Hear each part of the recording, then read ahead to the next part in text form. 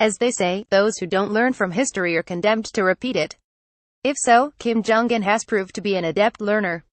The North Korean dictator has a game plan, knows what his endgame is and how to get there.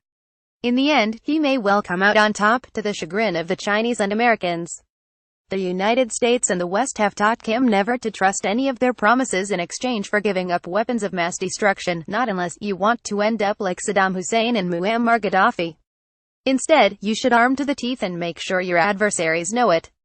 It's a deterrent, not an offensive posture, despite all the Pyongyang sabre-rattling.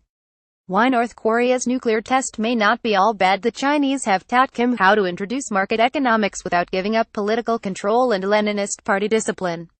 The American propaganda press has almost completely focused on the missile and nuclear tests.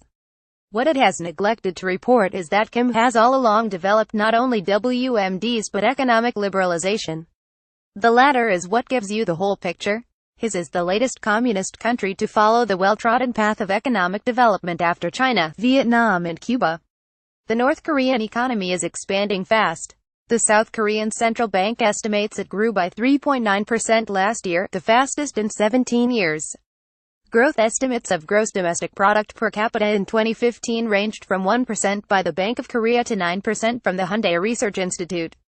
According to a Financial Times report, there are 400 official markets operating more than 600,000 stalls in the north, not counting unofficial or black markets that may account for between 70 and 90% of total household income.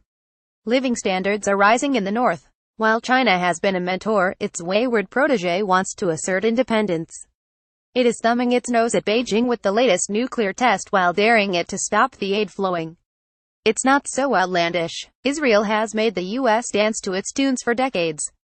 Perhaps Washington should be more sympathetic to Beijing in this regard. We may be staring at Armageddon. More likely, though, the world will learn to live with Kim as the North and South normalize relations over time, just like the Chinese mainland and Taiwan have done since the 1990s.